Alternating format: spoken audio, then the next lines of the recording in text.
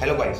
तो अभी हाल ही में हुए ऑपरेशन सिंदूर के अंदर देखा कि भारत कैसे पाकिस्तान के ऊपर हर फील्ड के अंदर डोमिनेट कर रहा था। ऑपरेशन सिंदूर के अंदर हमने देखा कि भारत ने कैसे पाकिस्तान के द्वारा चलाया गया स्टेट स्पॉन्सर्ड टेररिज्म के खिलाफ मुंह तोड़ जवाब दिया। क्या भारत और पाकिस्तान के बीच में ये पहला कॉन्फ्लिक्ट था? जवाब है नहीं। इन दोनों देशों के बीच में दुश्मनी और कट्टरता का बीज तभी बोया जा चुका था जब ये दोनों देश ब्रिटिश राज से आजाद हुए थे। तो आज के वीडियो के अंदर हम देखेंगे भारत और पाकिस्तान के बीच में लड़ा गया पहला युद्ध, Indo Pakistani war of 1947 to 48, जिसको हम फर्स्ट कश्मीर वॉर के नाम से भी जानते हैं। Violence between India and Pakistan has flared here since the mid-20th century when Britain drew a border between the two countries. India and Pakistan became sovereign successor states to British Raj through an incredibly bloody, messy and chaotic process. Since Now on nuclear parity between the two countries. There is also the question of the superpowers such as the US and China, which do have a stake in the matter. News from Kabul, Kashmir.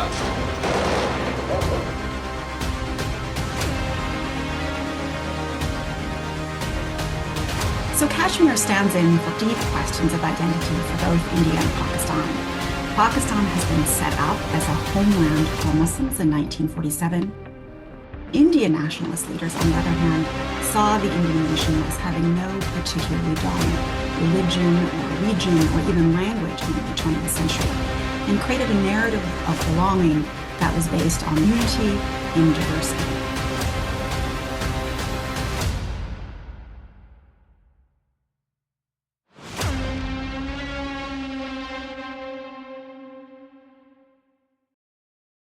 पहला Kashmir war दोनों independent Nations के बीच में एक princely state को लेकर लड़ा गया जिसका नाम था जम्मू एंड कश्मीर।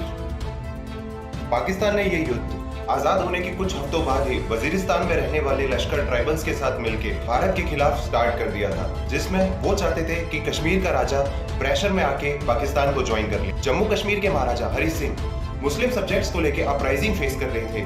पुंछ एरिया में हुआ अपराइजिंग बहुत ही मैसिव अपराइजिंग था। 22 अक्टूबर 1947 को पाकिस्तानी आर्मी पश्तून ट्राइबल्स के साथ मिलकर कश्मीर स्टेट के बॉर्डर के अंदर एंटर करती है।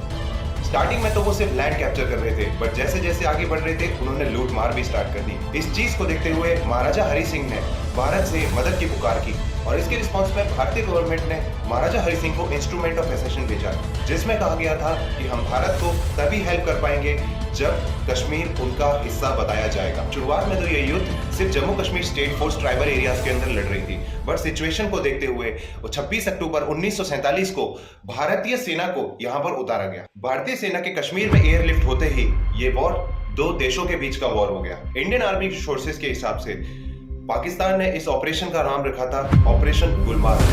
14 अगस्त 1947 को पाकिस्तान के आजाद होते ही उसके जस्ट 6 दिन बाद 20 अगस्त 1947 को पाकिस्तान ने ऑपरेशन गुलमार्ग लॉन्च कर दिया। ऑपरेशन गुलमार्ग का सारा प्लान एक्सीडेंटली हमारे इंडियन आर्मी के एक ऑफिसर मेजर ओएस कलकट को पता लगा और मेजर ओएस कलकट ने इमीडिएटली इसको हायर कमांड को सेंड। ऑपरेशन गुलमार्ग के अंदर पाकिस्तान 20 लश्कर प्रिपेयर करने वाला था, जिसके अंदर एक लश्कर के अंदर कम से कम 1000 ट्राइबल्स मैंस होंगे।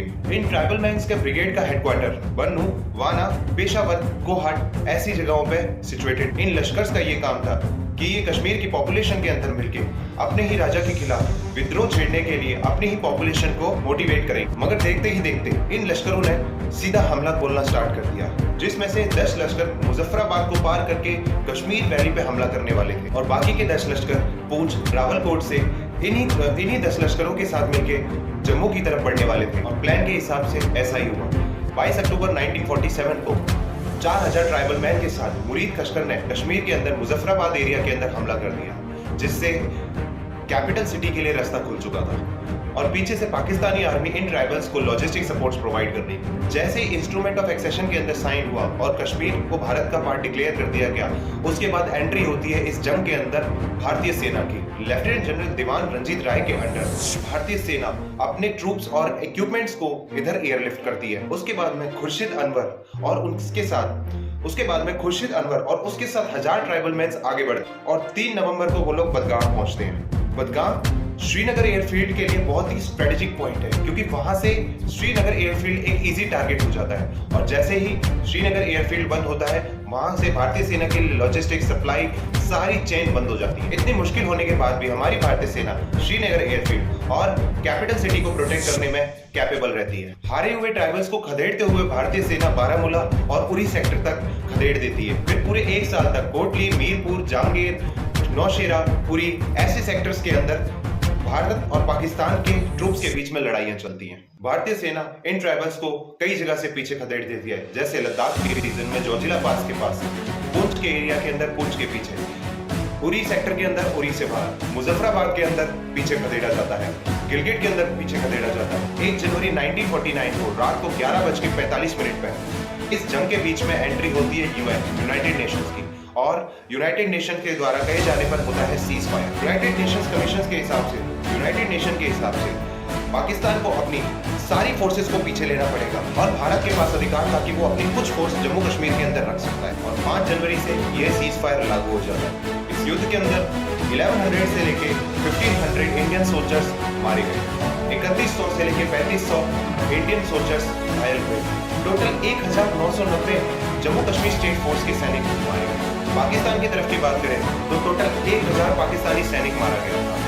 पाकिस्तानी सैनिक के साथ मिलकर लड़ रहे ट्राइबल्स में से टोटल 5000 ट्राइबल्स मारे गए और कम से कम 14,000 ट्राइबल्स वुंडेड थे। अगर हम रिजल्ट्स की बात करें तो इस वॉर के अंदर ये माना जाता है कि कोई भी साइड नहीं जीता।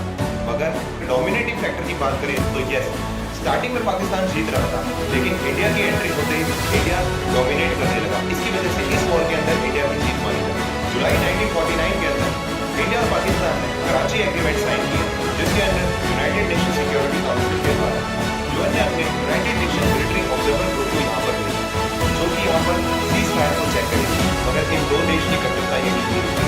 1947 से 48 का वॉर बीच गोएगा 1965 और 1971 के बीच खत्म, जिसमें भारत और पाकिस्तान के बीच में के दो और बड़े उनको जानेंगे हम अपनी अगली वीडियो में।